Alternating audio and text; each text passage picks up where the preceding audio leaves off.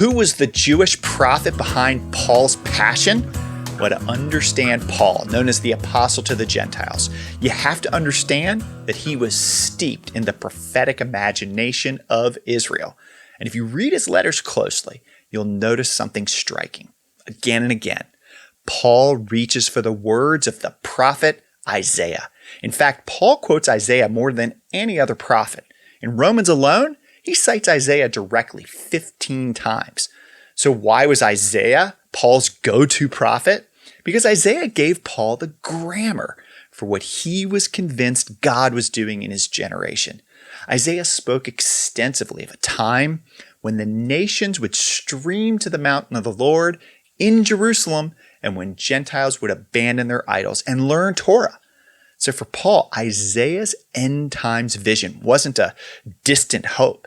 It was happening because of Jesus.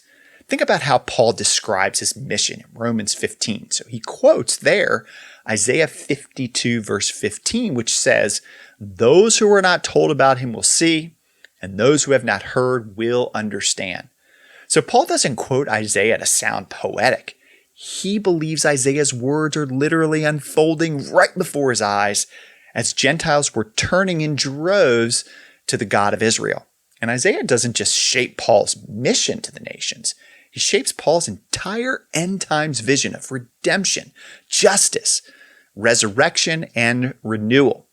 So when Paul writes about the world being made new, his language echoes Isaiah's dream of a renewed creation where death is swallowed up and peace reigns. So contrary to what many think, Paul's gospel isn't built on a break from the Hebrew Bible. It's built on a deep trust in it, especially the prophets and especially Isaiah. So in my book, The Weird Apostle, I argue that Paul never stopped thinking like a Jew who loved the scriptures of Israel. For Paul, Isaiah's sweeping vision of redemption wasn't replaced by Jesus.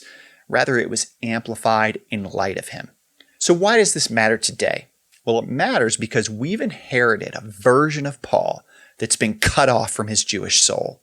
Many Jews and Christians have been taught to understand Paul as if he rejected Judaism or worse, replaced it. But when you realize Paul's passion was shaped by a Jewish prophet like Isaiah, everything changes. You begin to recover Paul's Jewish voice. And that opens up new possibilities for Jewish Christian understanding. It heals old ruptures and it replaces arrogance with awe. And it invites Christians not to erase or minimize Israel's prophets, but to cherish and apply them alongside the Jewish people. Paul didn't leave Isaiah behind. Rather, it was Isaiah's hopeful message that lit Paul's path and fueled his passion. Hey, if you'd like to learn more about Paul and his Jewish and Greco-Roman context, check out my book, The Weird Apostle. You can find it on Amazon.